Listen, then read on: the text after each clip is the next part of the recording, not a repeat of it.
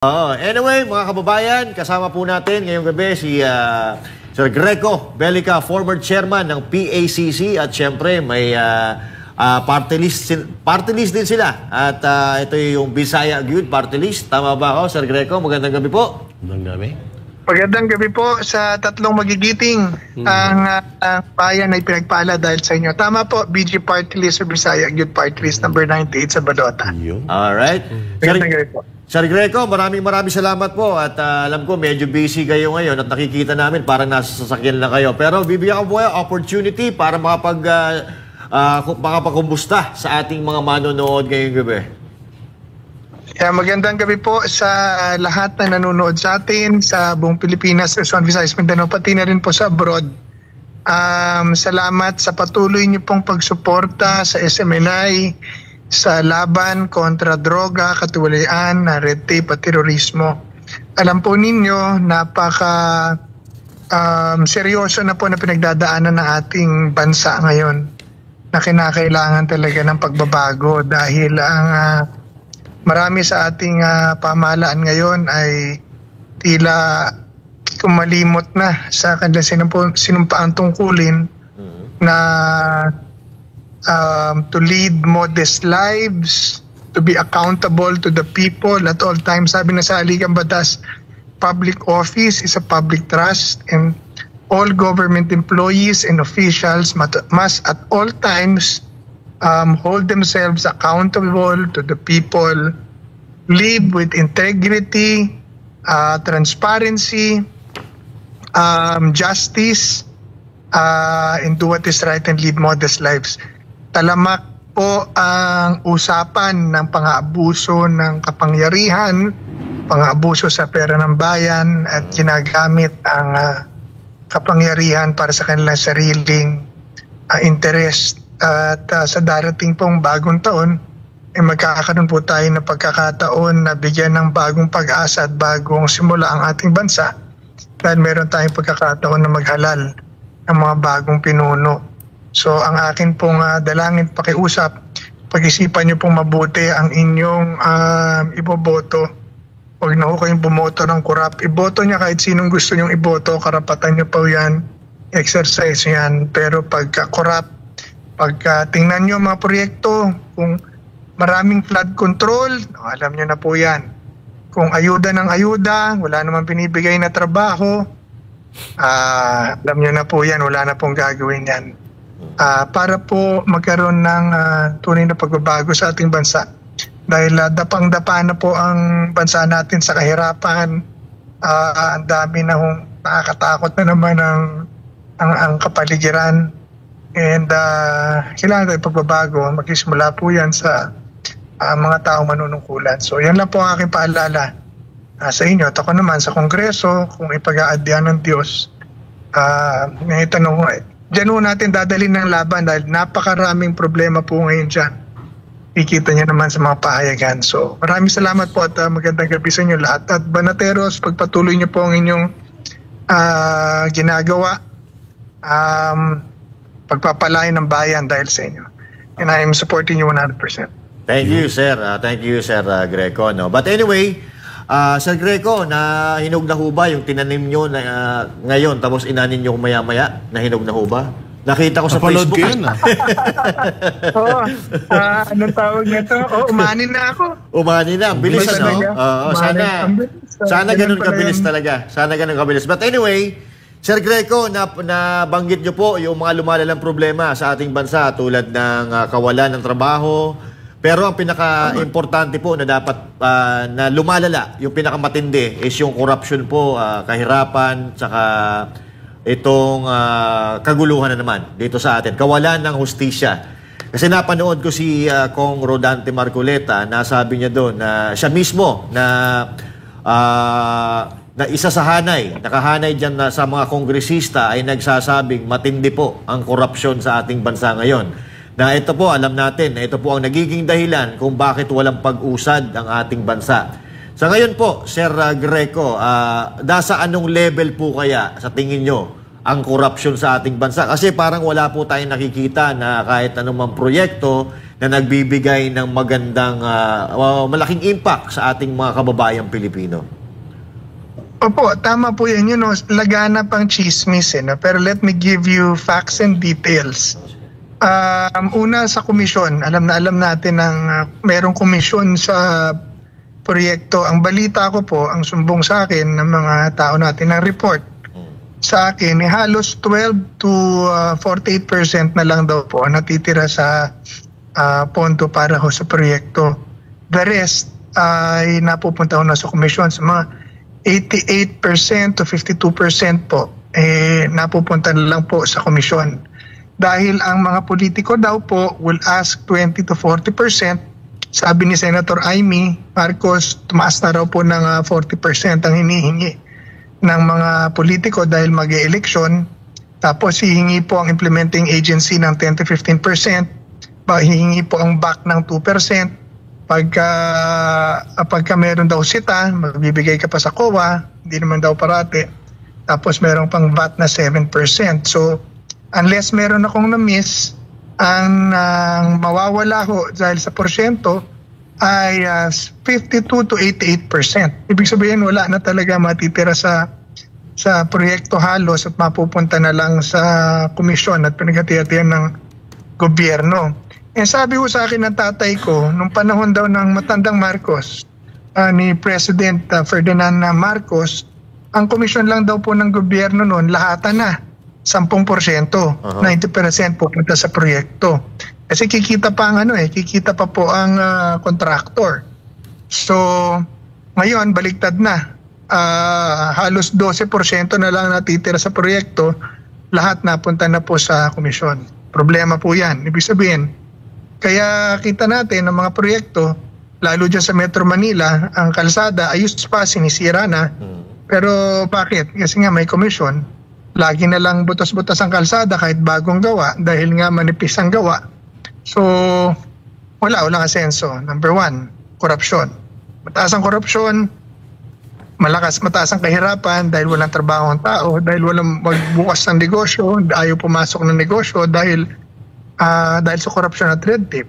Hindi mo, yun, number 1. Number 2, ayon po sa aming pagsasaliksik, ang tinatanggap palang take home ng mga kongresista daw ay aabot ng 2 milyong piso buwan-buwan. Grabe.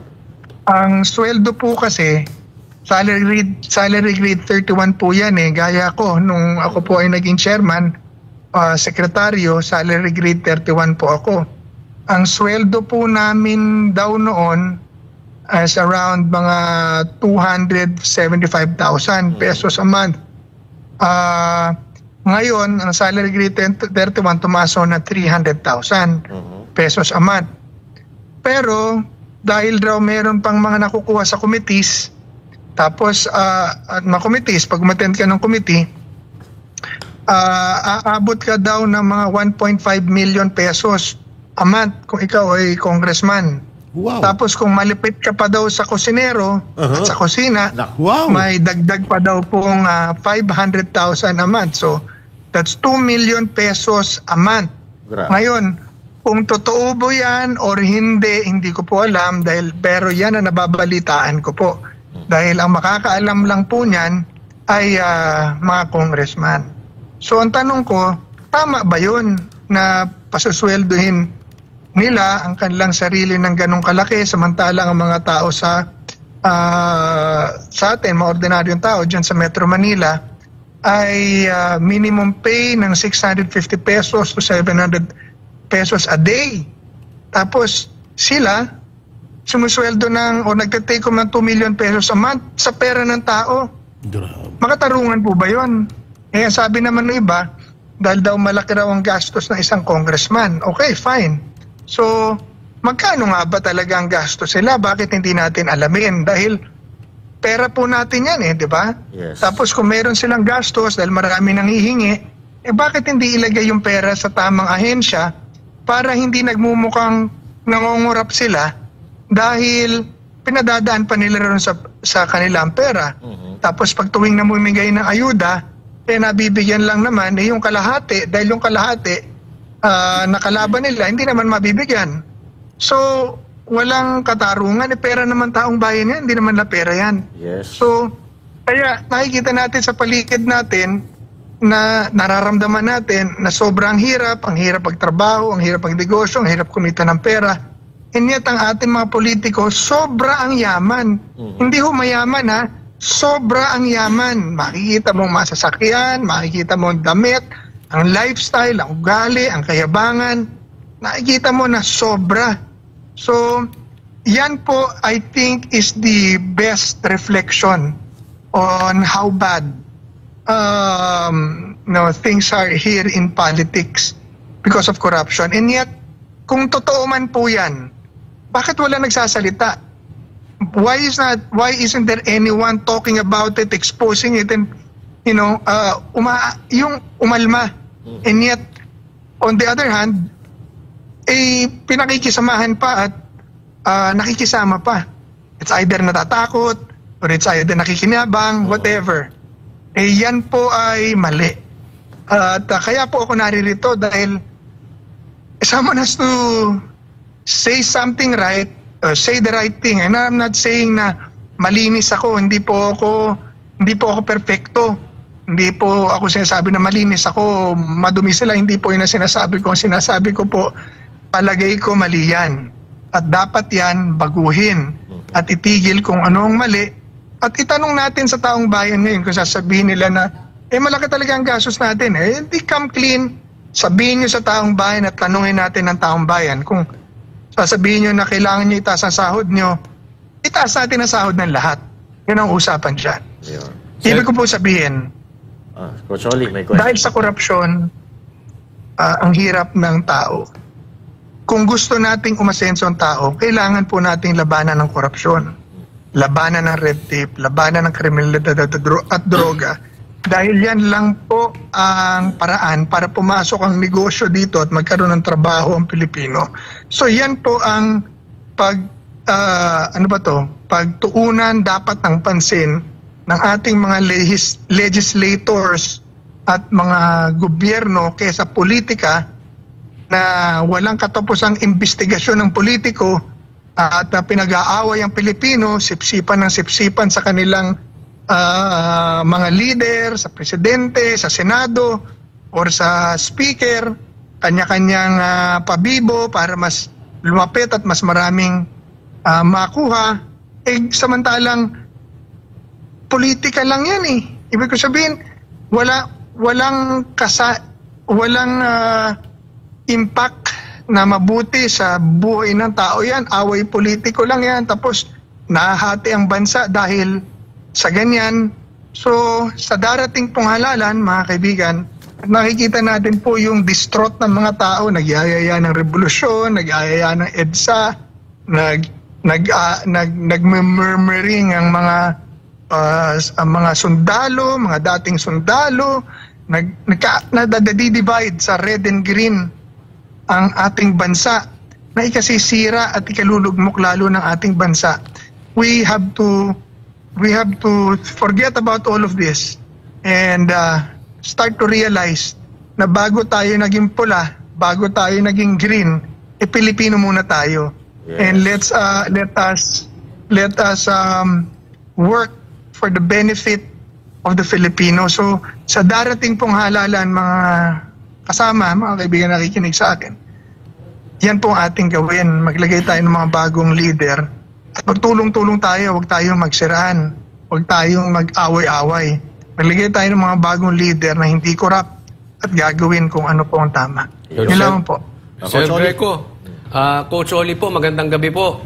Napanood ko yung post mo at nagustuhan ko yun. Itong binabanggit mo na komunista na ang nagahari ngayon dahil komunista ang nag-iimbestiga ng EJK, tapos nagpakulong kay Atty. Lopez, tapos komunista rin ang tumutulak ng impeachment. Di ba? So, i-connect po natin ito. 300K ang sinasahod nitong mga ito. At sabi mo, 1.5 M. 2 million yan. 2 million, coach. 1.5 tapos may 500 pang bonus kung matindi ang bakbak, di ba? So, in short, kung ikaw ay sigaw ng sigaw, 2 million per month. Baka mas malaki ho, pagka sigaw ka na Yung sigaw. high blood ka lagi. Pagka ikaw ang bidang-bida, mas malaki po yun. Yung 2 million, sa normal ka lang. Parang si normal Jollibee, ka lang. ano? O nag-plugging pa. Pagka maingay ka talaga. Bida. Pagka ikaw ang super sinungaling, mas malaki yun. Naku. Pero ito yung delikado. Connect po natin na delikado, parang tayo ay papasok na sa komunista dahil isipin mo, ang problema ng mga yan ay binakbakan na ng panahon ni Duterte yan, ni PRRD. At ang problema nila ngayon dyan is pondo.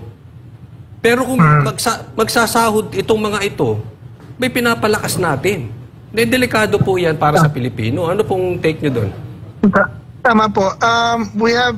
Dapat buksan po natin ang mata natin, na itong awayan ng politiko, sinakyan na po ng mga komunista to dahil ito po ay kasali sa kanilang doktrina. Ang pag-awayin ang mga nag-aaharing uri. So kitang-kita po natin na lalo nilang inaapoyan yung pag-aaway ng presidente at ng vice president.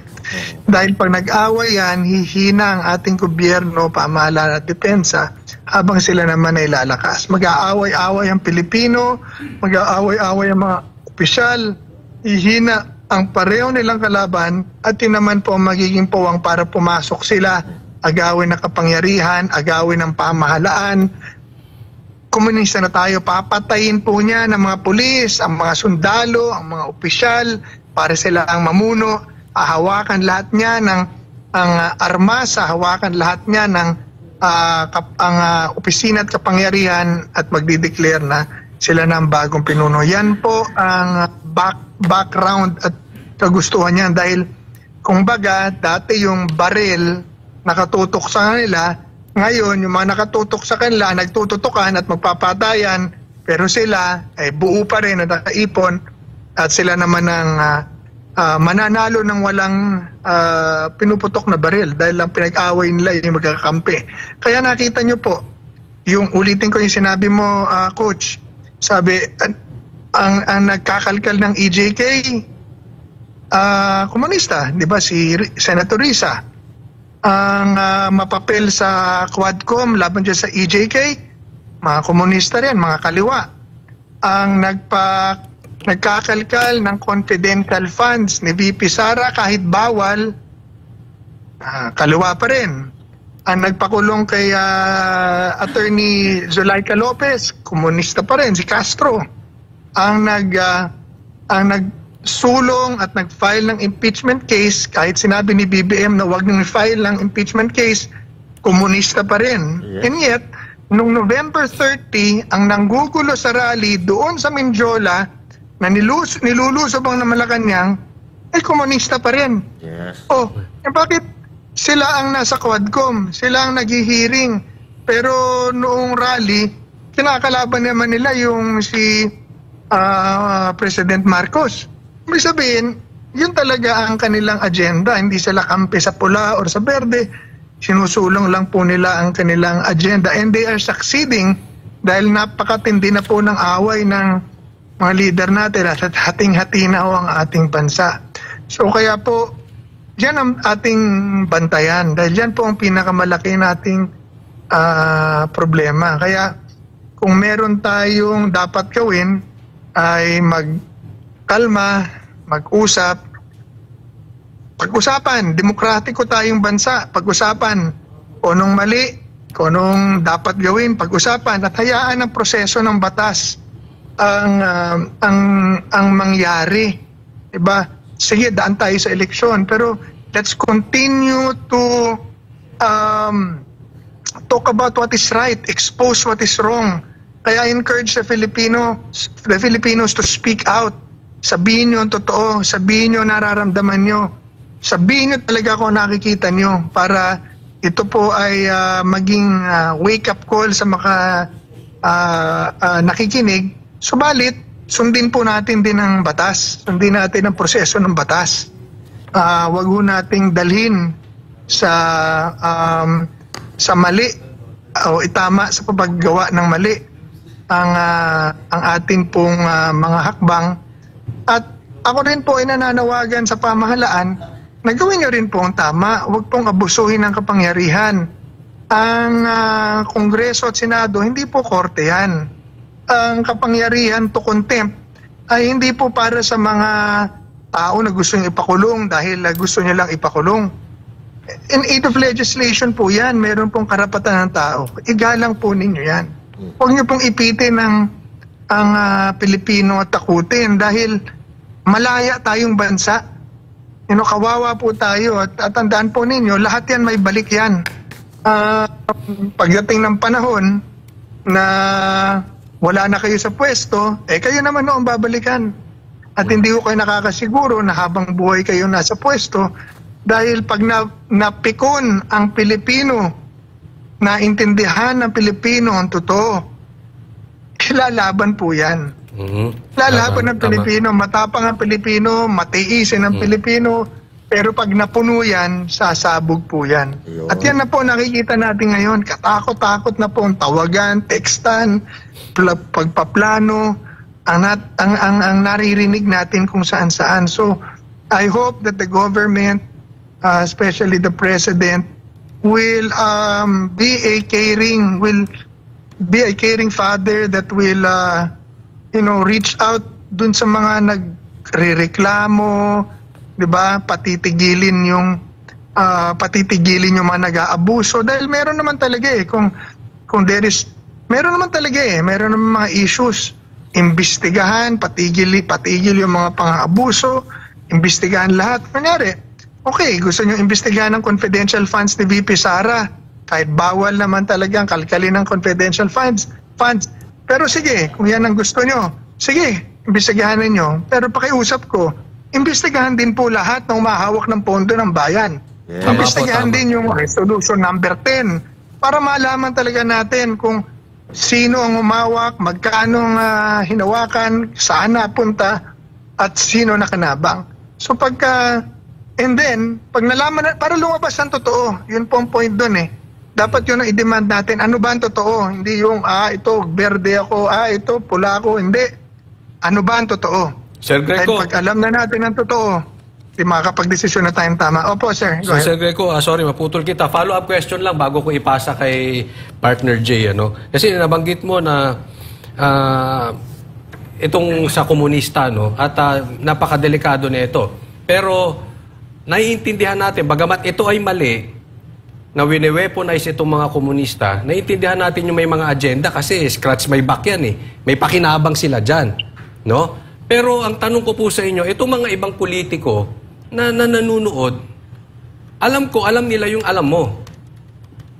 At bakit nananahimik sila? Hinahayaan na lang ba tayo na pumasok na tayo sa komunism? Bibitawan na po natin ang demokrasya kasi marami dyan nakatahimik. Ano po masasabi nyo doon, Sir Greco? Kaya nga ako nagpapaalala ko na baka hindi nila naaalala, baka hindi nila alam ang communist agenda. Alam niyo po ang tatay ko, komunista, leader na komunista sa loob ng Muntinlupa. So, tinuturo niya sa amin yan. That is a communist doctrine. So, yung mga legislators natin na wala nang experience, wala nang background, ano ba ang communist agenda and communist dogma, pinaalam ko po sa inyo. Na yan po, in the back of their mind, that the communists, solid ang kanilang pananaw at ang kanilang doktrina at ang kanilang ginagalaw. It is well coordinated, it is a plan, and it is a doctrine na pag-awayin ng mga nag-aaring uri. At sakay na sakay po ang mga leader natin ngayon dyan. So, kaya pinaalala ko po sa inyo yan dahil huwag nyo pong sakyan yan. Dahil you can see sa mga nangyayari ngayon that they're all over. Sa lahat ng gulo, ang common denominator, nakikita natin lahat, yung mga lutang na gulo sa media, ang common denominator, yung mga kaliwa. So wag nyo pong, hindi na ito yung time na kampihan tayo, yung dito ako dahil malaki ang kita ko rito. Hindi ho yan. I-address na natin yung kailangan ng tao, yung totoo lang. Diba? Kung tama kayo, di tama kayo. Pero kung mali kayo, di tama din natin. So yung pag-ibig po natin sa bayan, yung paggawa ng tama ay sana po mangibabaw sa ating lahat.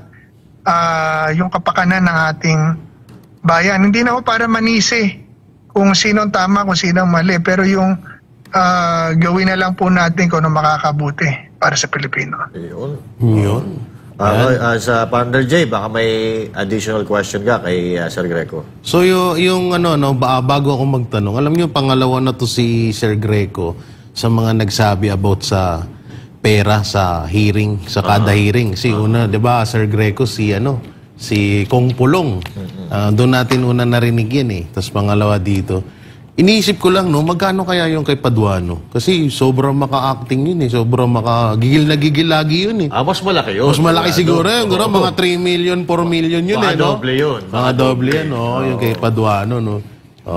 So ito, nagulat ako sa'yo, ganyan na ganyan yun may pampas-ampas pa. Sir Greco, ito po yung tanong ko.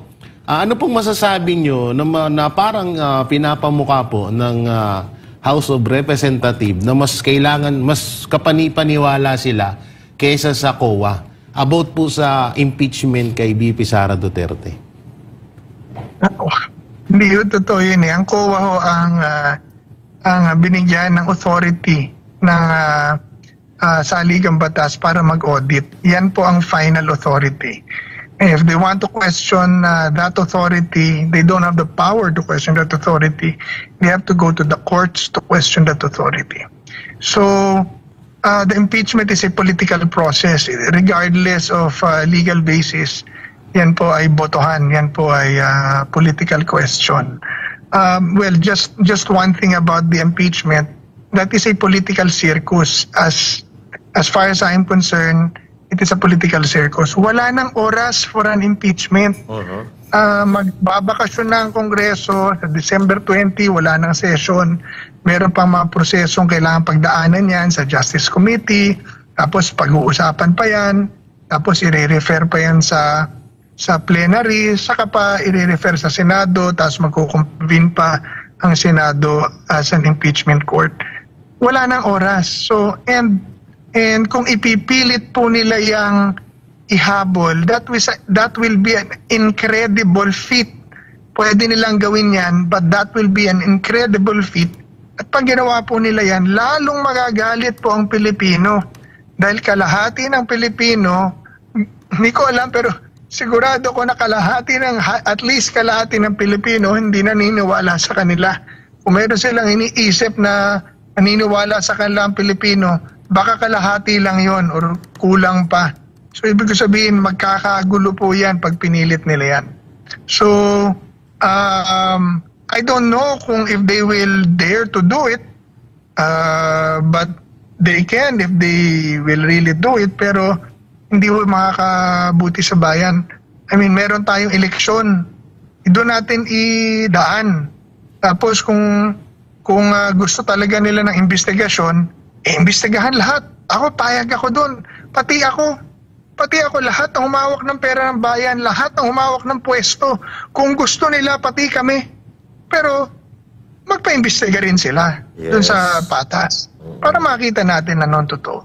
Yun. At maidugtong ko lang dito, Sir Greco, kasi sumuko na ang mga buhaya. Parang hindi na... Last day nata ngayon. No? Oo, hindi na nila yung about dun sa parang hindi na nila ipapatawag si PRRD. Last na hearing so, na ngayon. Sa tingin nyo ba, Sir Greco, ito po ba ay drama, panibagong drama na naman nila o sadyang natakot? Kasi nung huling nung nagkaharap-harap itong mga congressman na to at si former President Rodrigo Duterte, talagang napahiya sila. At doon talaga na bulgar yung kanilang katangahan na, diretso na natin, ganun din naman yun eh. No? So ano po ba ito? Drama, panibagong drama po ba ito or talagang desidido na sila dito? Sila ang tanungin niyo po dyan, pero I think wala na, nasagot na ni PRD lahat eh. Ano pang iimbestigahan na? Inamin na nga eh. Siya na ang sisihin. Siya na nagpapatay. Siya na nagutos. Siya na lahat. At kasuhan na raw siya. So, doon pa lang, sa simula pa lang po ng hearing, yun na sinabi ni Digong ni Pangulo. Yes. So, wala na pag-uusapan. Isampa na ang kaso para magsimula na ang investigasyon sa korte dahil inamin na eh. So, kung I think that is wala na talagang patatawag. Inamin na eh. Ako na ang gumawa, utos ko na yan. Yes. Yun. Okay. Thank you, Sir Greco. Anyway, balikan po natin itong matinding problema ng ating bansa. Kasi doon sa mga narinig ko sa inyo, Sir Greco, no wonder na wala pong kumakasa doon sa hamon ni Pangulong Duterte na open the book dahil may mga under the table pala na bigayan dito. So gusto ko lang po na maging aware at mamulat ang ating mga kababayan dahil bukod sa kinukurap po ang ating pera, base po dito sa pag-aaral ay mas malaki po ang ginagastos ng ating gobyerno kumpara sa kinikita. At napag-alaman din po na araw-araw ay nalulugi po tayo ng 4.1 billion nalulugi ang gobyerno araw-araw. So, no wonder wala po tayong nakikitang progreso sa ating bansa. So, paano tayo magpapatayo ng mga proyekto, infrastruktura kung wala naman po tayong kinikita? So, ano po ang take nyo dito, Sir Greco? Malaking problema ho yan dahil magkukulaps po ang ating bayan pag ganyan. Ang nagsabi sa akin yan si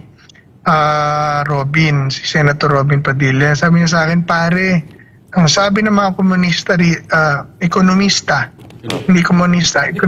dito, pag ang budget mo ay 60% utang na, magkukulaps ng bansa. Pare, ang budget natin, 70% utang na. Pinamimigay pa sa ayuda.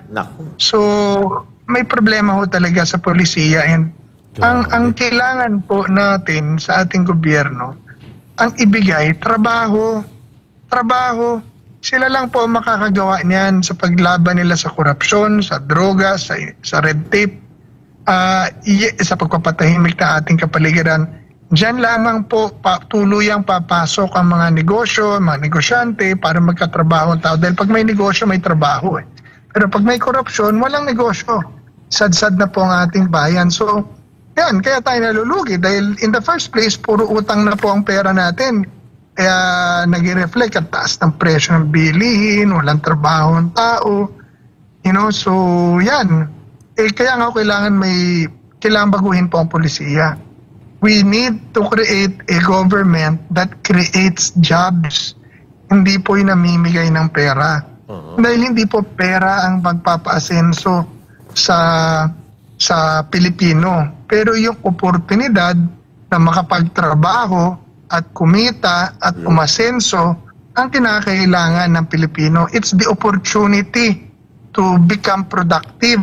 So, ayuda will not make you productive.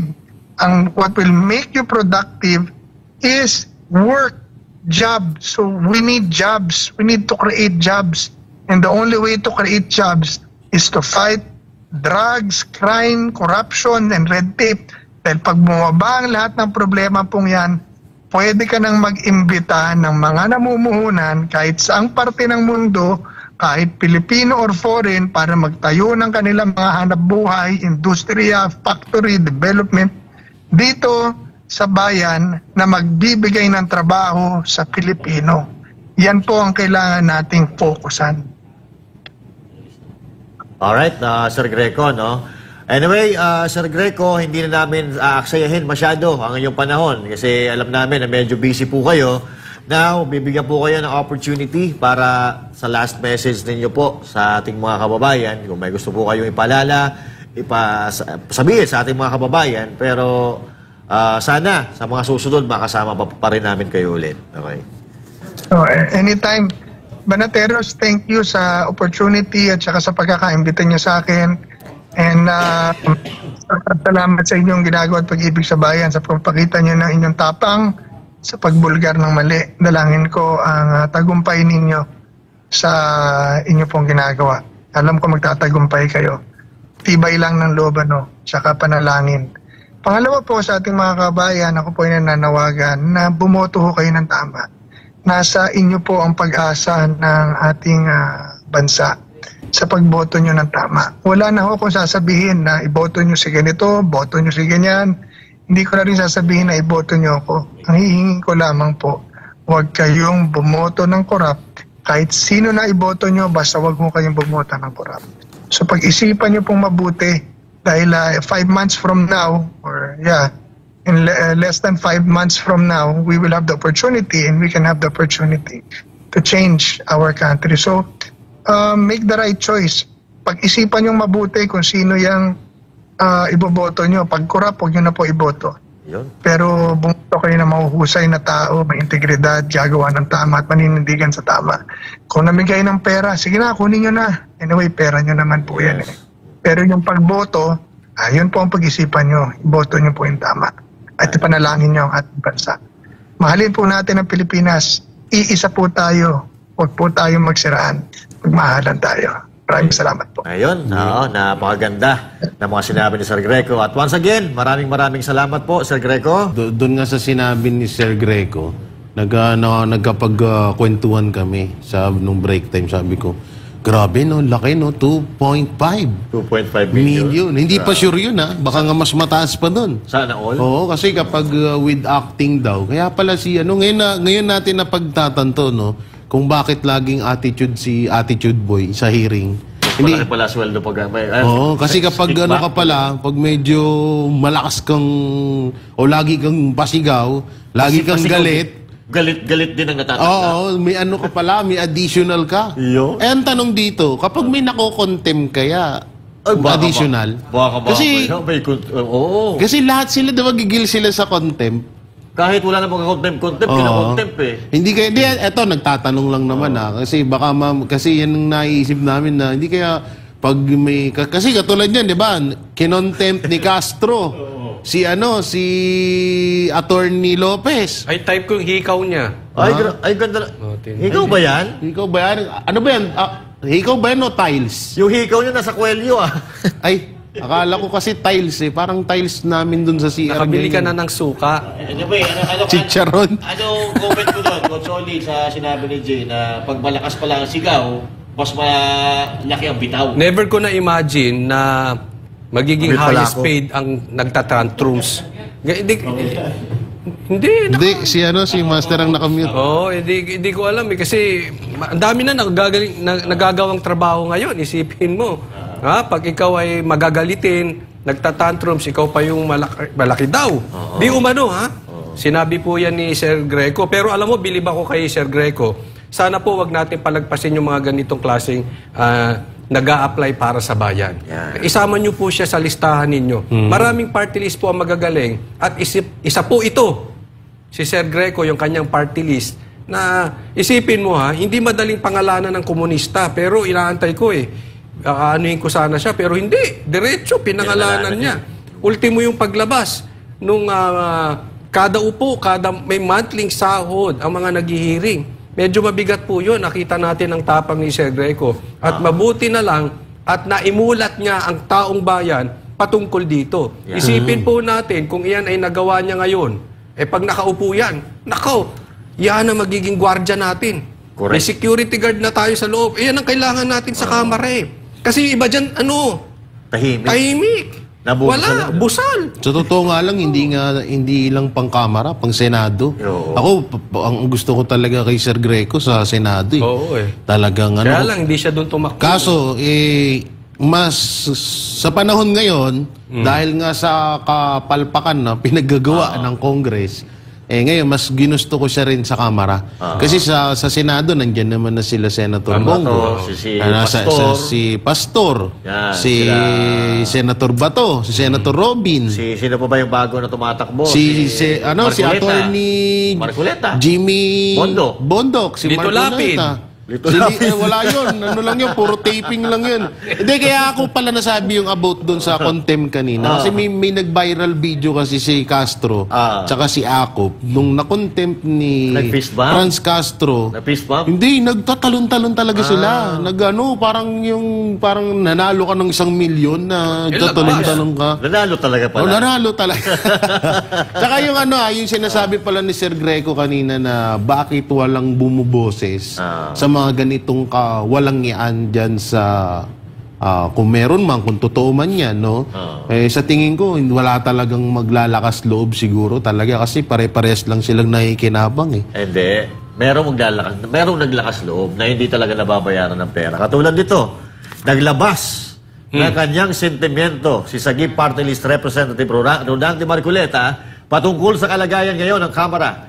Ginawa naman nito ng pahayag sa isang event sa Davao City nitong weekend. Narito ang balita ni Carla Villana.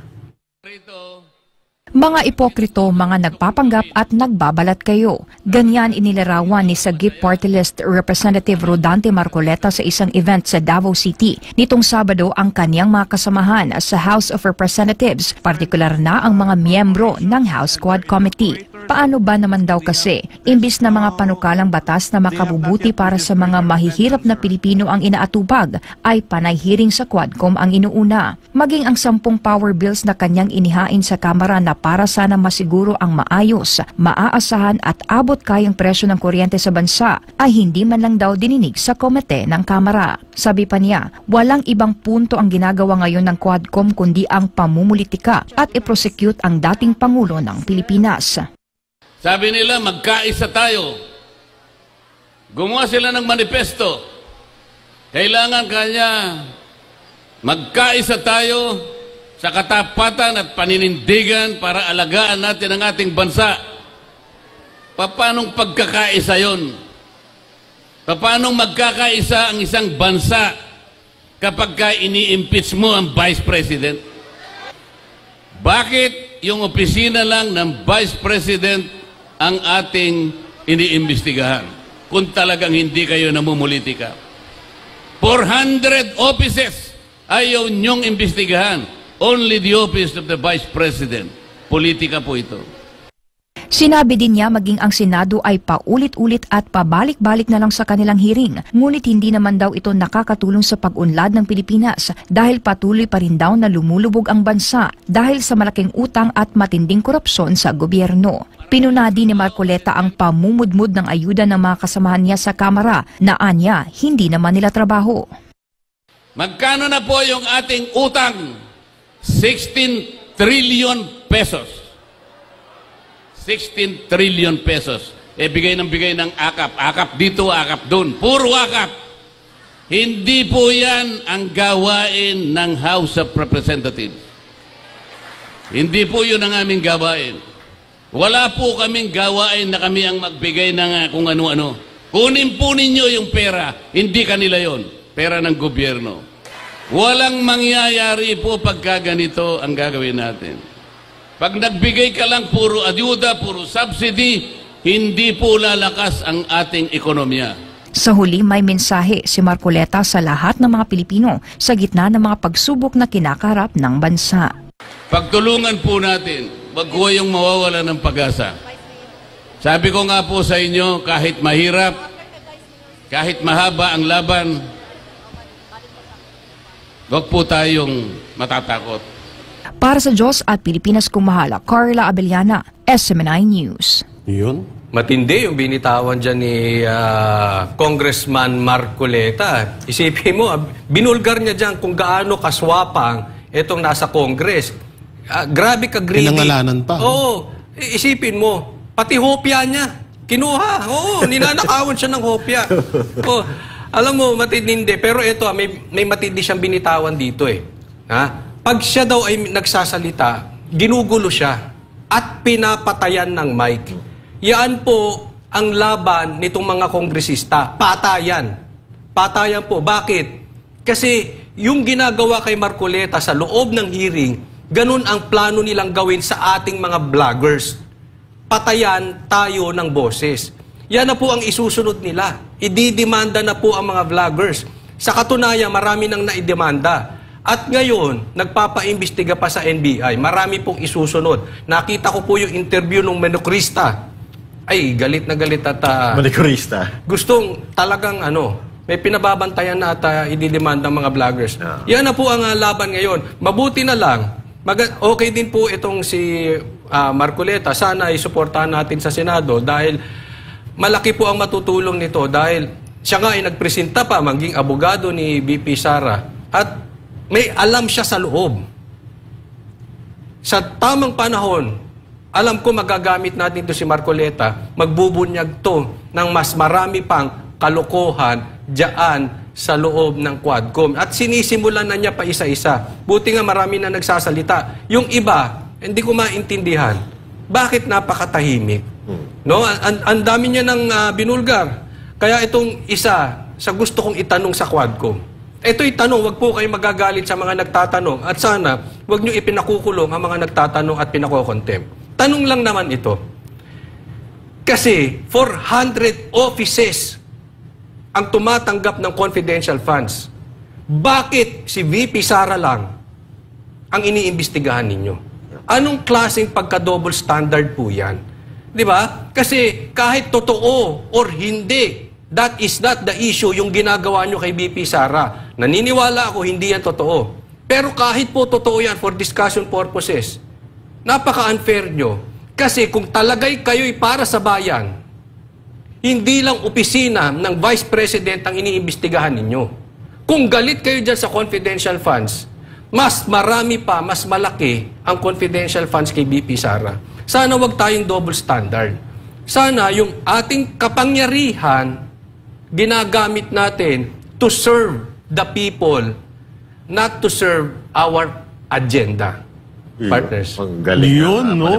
Ito naman, may nakakalimutan nata kayo. Paalala mo nga sa amin.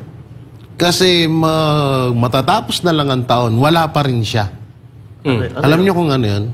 Di ba sinabi nung nakaraan ni Marcos Jr. na papaimbestigahan niya na ang budget sa flood control? Wala pa rin eh. Oo. May barang matatapos na lang ata ang taong to. Hanggang ngayon, wala pa rin At sa Senado. Nagpo-focus nga sila kay BP Sara. Ang mahirap sa Senado pa. Sabi ko sana, baka pwede sa Congress. Oo. Kahit na alam naman na natin na mga bataan. Doon kasi natin kadalasan nahuhuli yung mga kapalpakan na kahit na alam niyo yung mga nag-i-script. Doon sila natitimbog doon lumalabas ang tunay nilang ang kanilang bao. Tsaka doon sa sinasabi kanina ni Coach na bakit sa dinami-daming may mga confidential fund, kay BP Sara lang. Alam naman natin na sa panahon ngayon, katulad nung sinabi nga kanina na di umano ha? Diba? Baka kasi kahit 2.5 million. Paano? Pag hindi ka sumunod, di ba ang sahod mo lang sa Congress is 300K lang. So sayang yung 2.3 na matitira, di ba? Kulang yung 300.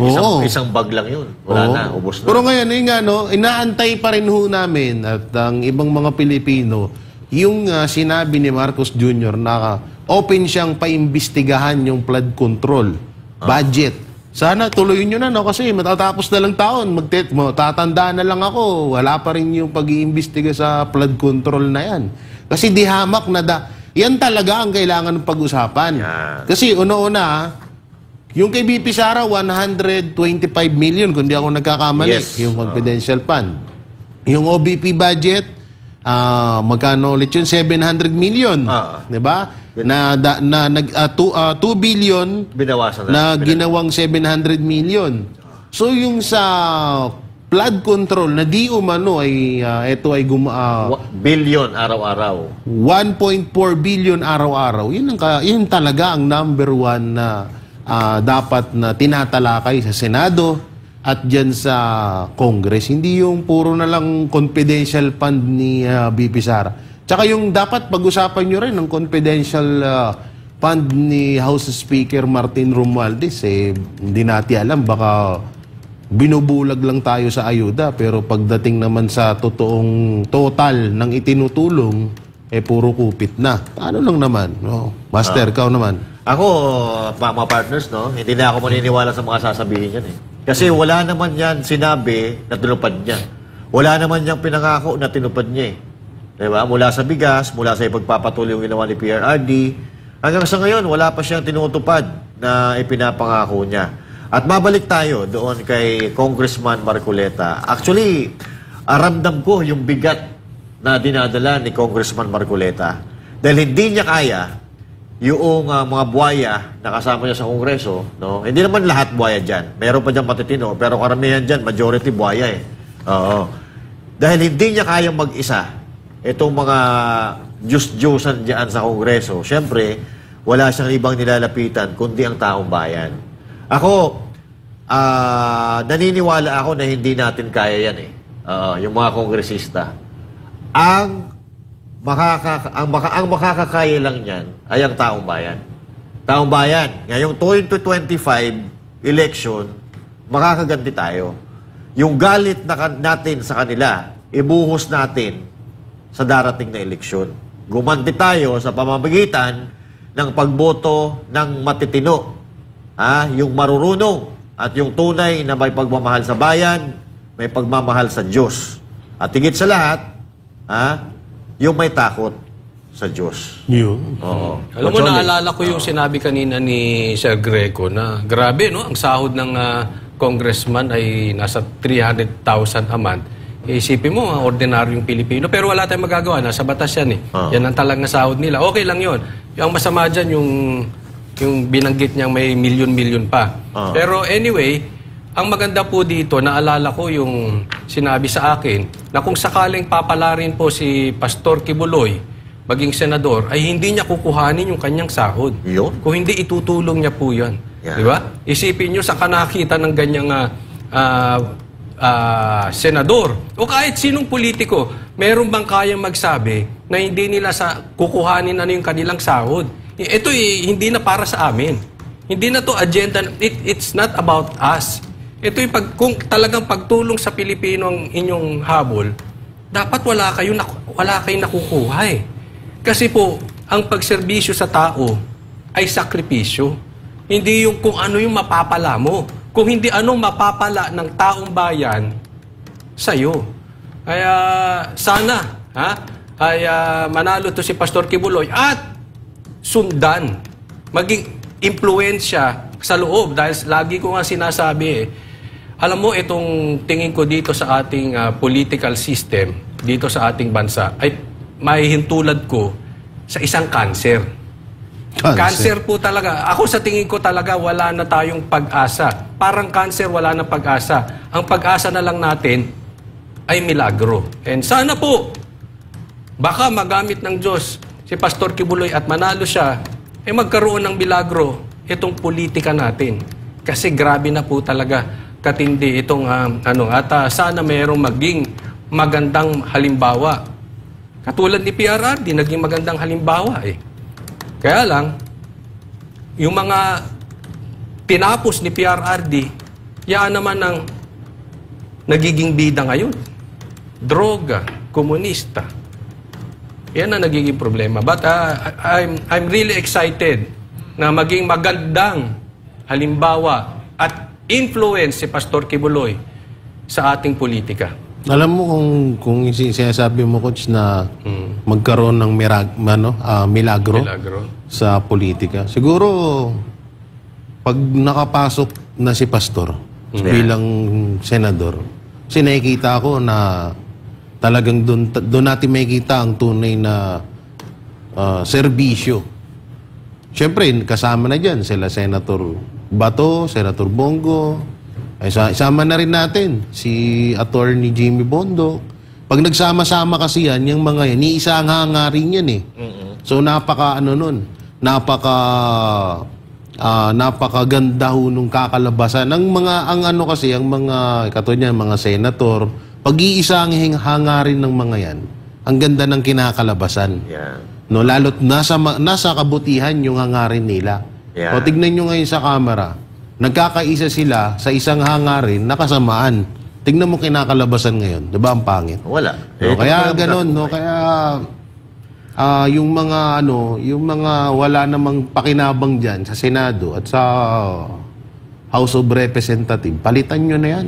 Yes. Oo, sa Senado, dyan si Pastor, Attorney Jimmy Bondoc, Senator Bongo, Senator Bato, Senator Robin. So nandun naman na Senator Robin at iba pa na mga kaalyado ng mga Duterte. Kasi Kaya ako naman sinabi mga kaalyado ng mga Duterte, kasi yan mga yan, subok na yan eh. Sa madaling salita, sala na. So talagang karapat-dapat para sa bayan. Sa Congress naman, nandiyan yung kay Sir Greco, yung anong pangalan, nakalimutan ko, yung bayan, ano? Bisaya Gyud. Bisaya Gyud. Nandiyan din yung kay Doc Loring, kaya kay, Ayun, ano? yung Ipanaw. Oo, Ipanaw. Diba? So marami dyan, kaya ngayon dapat palitan na natin yung mga yan at ipasok natin itong mga... Partner, ano masasabi mo sa One Rider Party List? One Rider Party List. Ako, rider ako eh. Tayo, rider tayo, di ba? Ang layo na, ano na sila eh, out of, ano na eh. Out of context. Oo, wala na eh. Wala na dun sa, para sa rider. Kasi, di ba, kasi, katulad yan, Ipanaw. O, saan ba ang ano ng Ipanaw Party List? Saan sila nagpo-focus? Oo, di ba? So, ang one rider, nagpo-focus sila sa ano. Dapat sa mga nagmumotorsiklo. Oo, kasi nangyayari ngayon, puro sa mga ano eh. Puro sa Duterte sila nakapokus. So wala na. Dapat ang pangalan nyo, One impeachment. One Duterte. Kaya ano, One Quadcom. One Quadcom, pwede. Oo, wag na. But anyway, wag na mga one partners, rider. Wala kami napapakinabang sa inyo. dagdagan ko lang kasi ito, kailangan ipaulit-ulit natin ito na isiksik sa utak, sa isip ng ating mga kababayan. Nalungkot po ako doon sa nalulugi sa ating bansa araw-araw po 4.1 billion. Kaya hindi nakakapagtaka na lumobo na ang utang natin sa 13 trillion mga kababayan. Ano na, 16? 16 trillion pala, no? 16 trillion na pala, no? Oo. So now, ako kung pwede lang eh. Hindi po pwedeng bukas na po ang eleksyon? Ha? Para mapalitan na, no? Mapalitan na, mailagay na natin yung mga titino, mailagay na natin si Pastor Apollo Kibuloy, nang maumpisa na ni Pastor Apollo si Kibuloy ang plano niya para sa korupsyon at para may makita tayo na pinaparusahan ng mga politikong ganid na nangungulimbat sa kaban ng ating bayan. Yun ang gusto kong mangyari. Kung po pwede, bukas na. Mga partners, baka mayroon kayong last message dahil medyo matraffic na doon sa...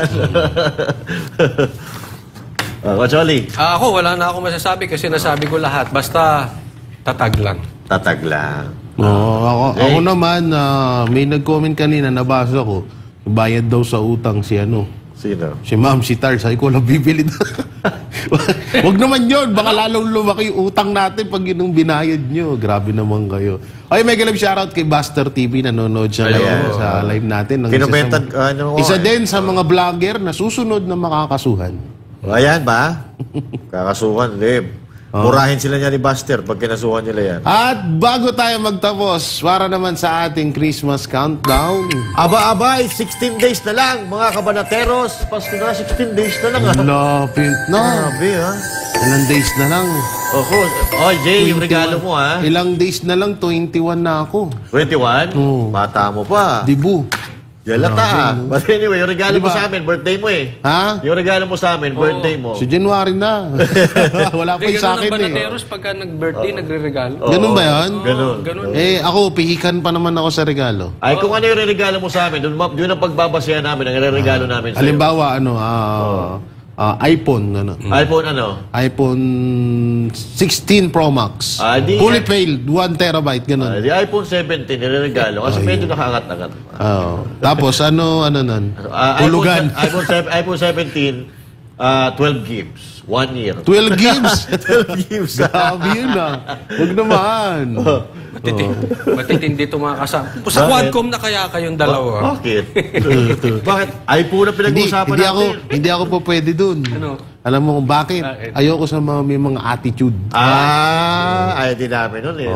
Pero maraming... Pag sa Quadcom tayo, maraming iPhone mabibili natin. Dapat may attitude doon kasi yun na may bayan. Pero mga ilang iPhone 17 mabibili mo sa 2.5 na talent fee? 2.5 million? Oo. Napakarami nun. Mga siguro 200. Oo. Kasi 100,000 yung isang iPhone eh. Bigyan mo lahat ng pamangkin mo, no? Ang 1 million, Pinsan mo, ilang iPhone. yan? Ilang 100,000? Ano yun? 10 100,000. Bulletproof. Tsaka Escalade. Ano yan? Para saan yan? Sa mga kongresista. Oo nga, no? Sa mga kongresista. Oo nga, no? Bulletproof na sasakyan. Ang lupit no? Hermes na bag. Tapos, boto. Ay, sorry. Ang daming ang dami nating problema, isa lang pala solusyon. Pasok tayo sa politika, ang bilis ng pera. Tsaka ngayon, ano nga pala, papalitan na natin ang laging kasabihan ng mga politiko. Kasi sabi nila palagi, ang bata ang pag-asa ng bayan. Tapos ang kasibagan daw ang mag-aano sa kahirapan ng bayan.